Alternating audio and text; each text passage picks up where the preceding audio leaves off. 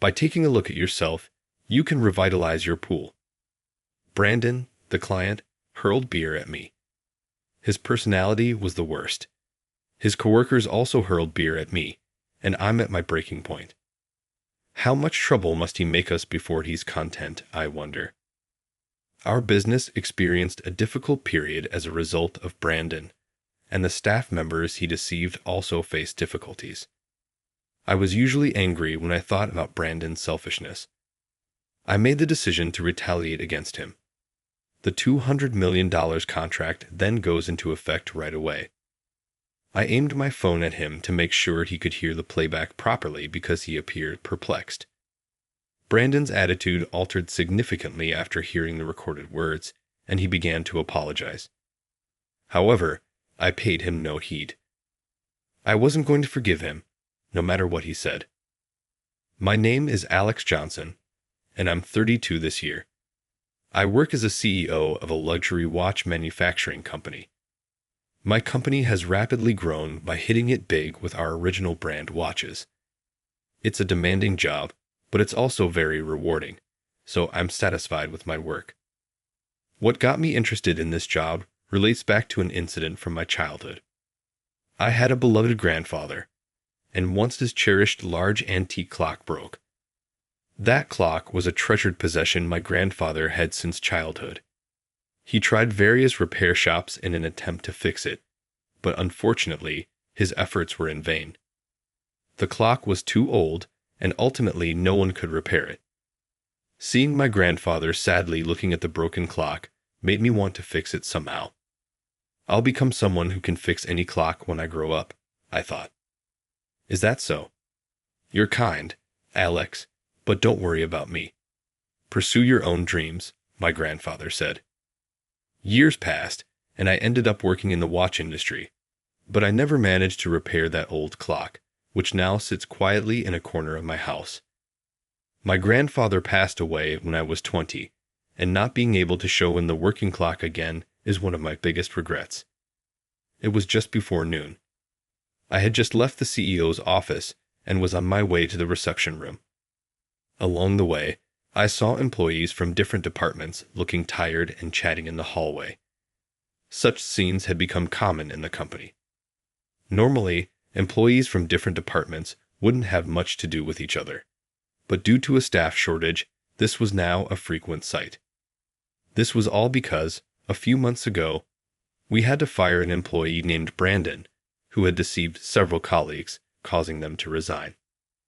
Brandon, a man in his 50s known for his sharp gaze, always flaunted his wealth with flashy ties and watches. His work attitude was significantly worse compared to other employees, which led to his dismissal. However, after being fired, Brandon promised better opportunities at other companies to some of our talented employees. As a result, several employees took his word for it and left the company. This led to a severe staff shortage, forcing various employees to take on additional duties from other departments. Sighing as I walked, I finally arrived at the reception room. I was supposed to meet with a client at this time, but it seems they hadn't arrived yet. While confirming there were no visitors inside, I spoke to a male employee who had prepared coffee in the room. It seems our client hasn't arrived yet, Jess. They called a short while ago to say it'd be about 5 minutes late, so it might take a bit longer. In this company, which is struggling with a staff shortage, even as the president, I can afford to take it easy. That's why I'm doing the work that the sales department would normally handle. But it started to wear me out, probably because I've been busy lately filling in at the manufacturing plant, helping with marketing and public relations, and so on. Leading to accumulated fatigue, I was a bit tired, so I decided to rest on the sofa. Please don't mind me and continue with your work. Oh yes, understood. As I sat down on the sofa in the reception room and closed my eyes, a wave of exhaustion washed over me.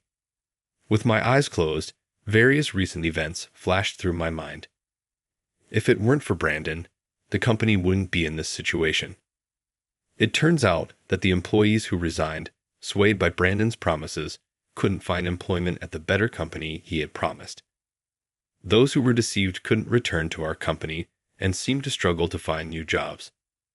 While I feel sorry for their situation and don't blame them for leaving, since where they work is their choice, considering the company's reputation, I couldn't simply offer help easily. So, when recruiting new talent, I plan to hire a diverse range of individuals. This means more preparations and likely even busier days ahead. As I pondered the future, the male employee who had been working in the reception room called out to me. He seemed to have been on the phone with someone while I was resting. "President Johnson, it seems the client has just arrived.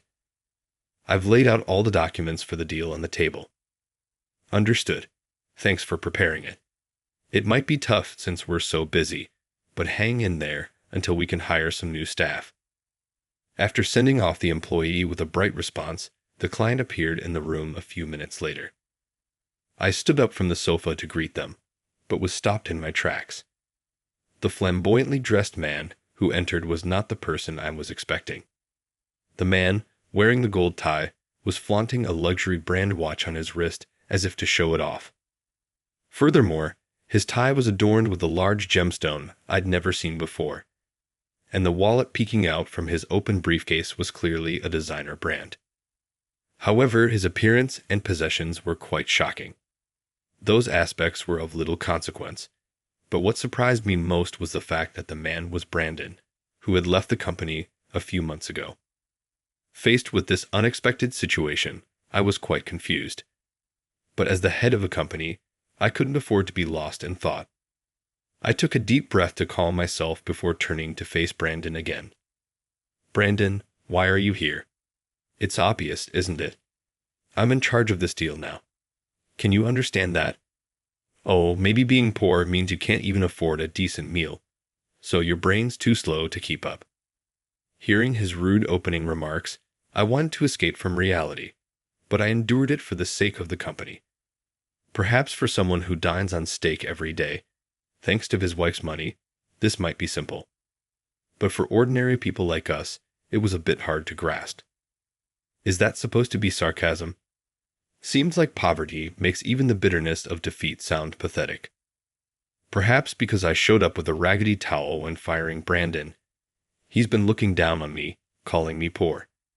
This digression aside, that day the air conditioning was broken, and I needed anything to wipe off my sweat.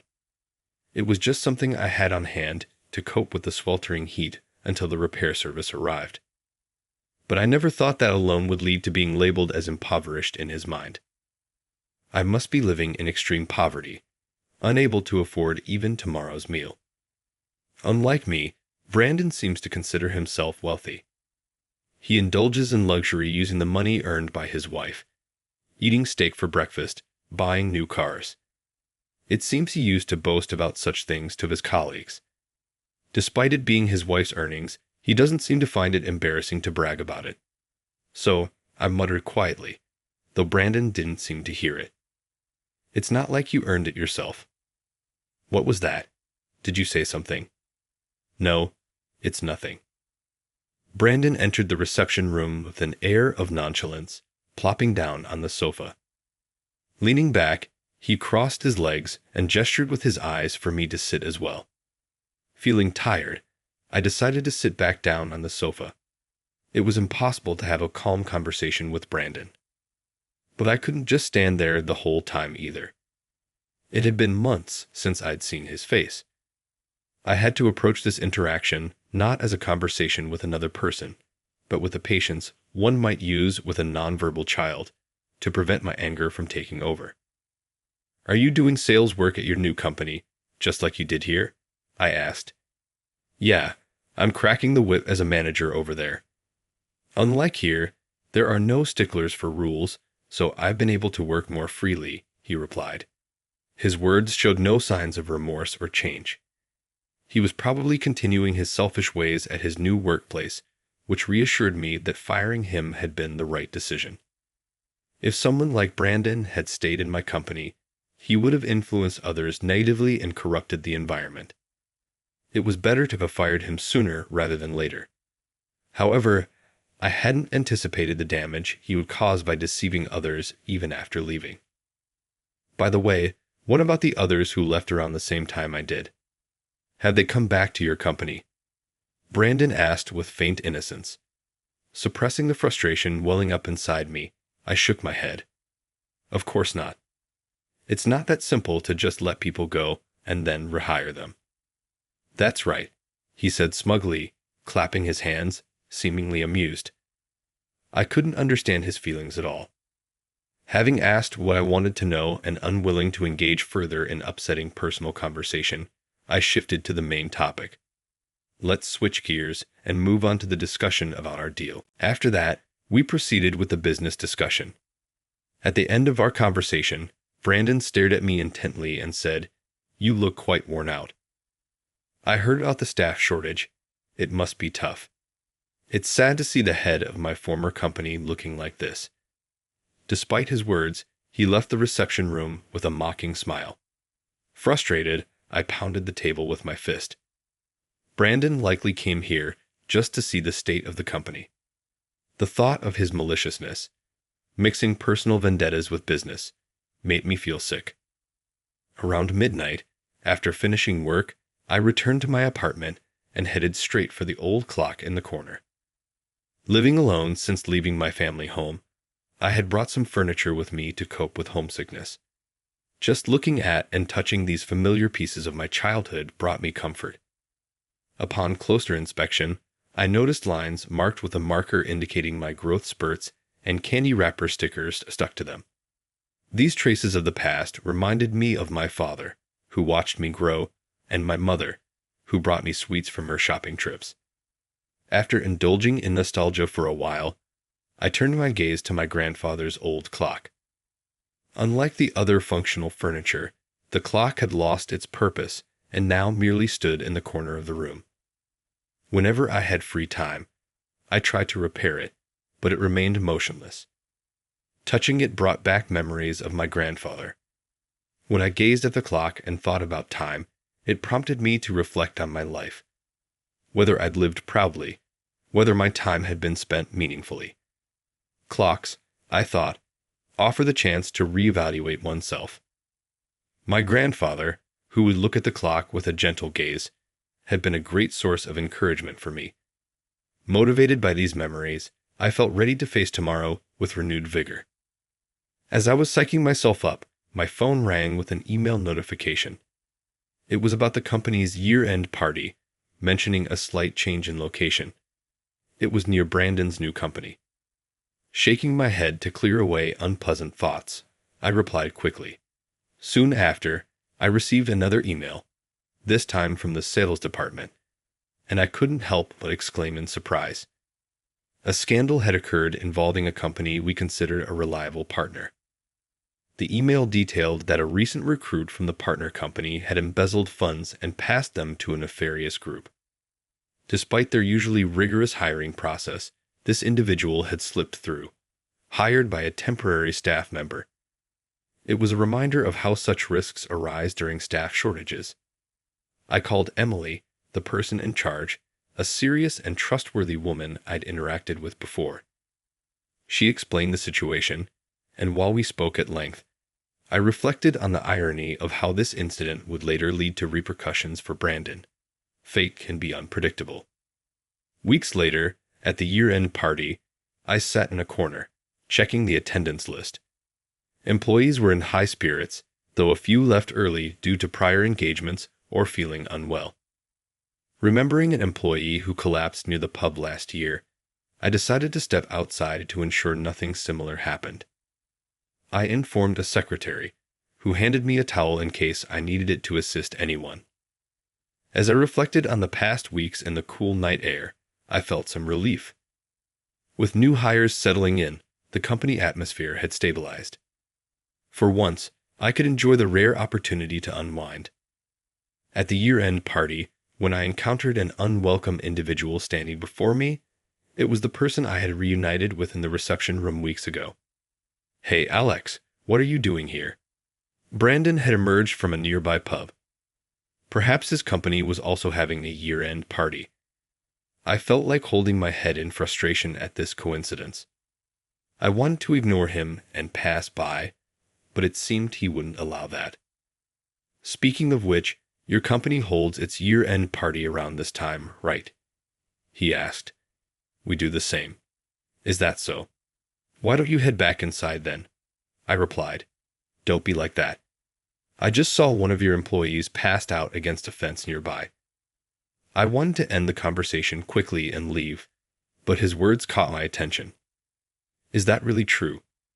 Of course. Aren't you going to look for them? I stared at Brandon's smirking face, reeking of alcohol. It sounded utterly dubious, but I couldn't just ignore it. All right, thanks for letting me know, I said.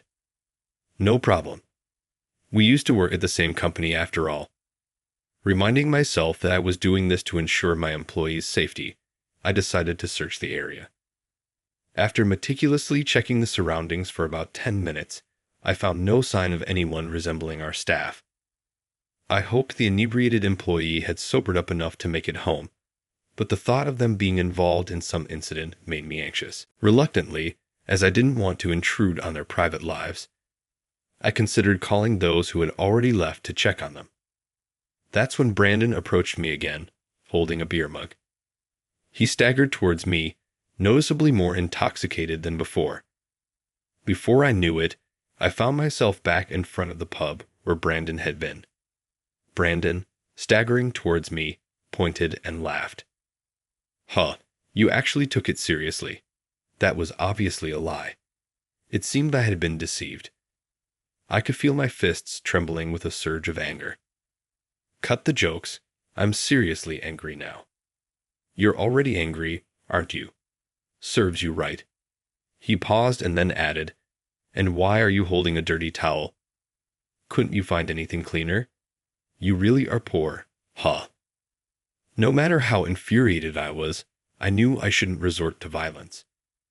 As I looked down, trying to contain my anger, something cold was poured over my head. The golden liquid was the beer that Brandon had been holding moments ago. Served you right, Brandon said, dragging me into a nearby pub with great force. I fell into the pub, looking up to see the place was filled with middle-aged men in suits. Their faces were flushed as they made a loud ruckus. Brandon began talking to them in a friendly manner. Hey, bring some beer over here. This guy is too arrogant. He even had the nerve to fire me from my old job. These people were likely from the company where Brandon worked. Responding to Brandon's call, the men inside the pub started to gather around with smirks on their faces. They tilted their beer mugs in their hands, and the liquid inside was poured over me all at once. Drenched in beer, I stood up, sympathizing with the bewildered pub owner. Brandon and his group were unlikely to bother cleaning up the mess on the floor. After apologizing to the pub owner, I turned my back on Brandon and his group without giving them another glance. If I saw their disgraceful behavior any longer, I might not be able to hold back from striking. This is to freshen up your poorly-looking self. However, just before leaving the pub, I heard a taunting voice that made me reach my breaking point. I turned to Brandon with a final remark. Then the deal for $200 million is off, effective immediately. What? It seemed Brandon was asking for his own ruin, so I decided to push him into the depths of despair.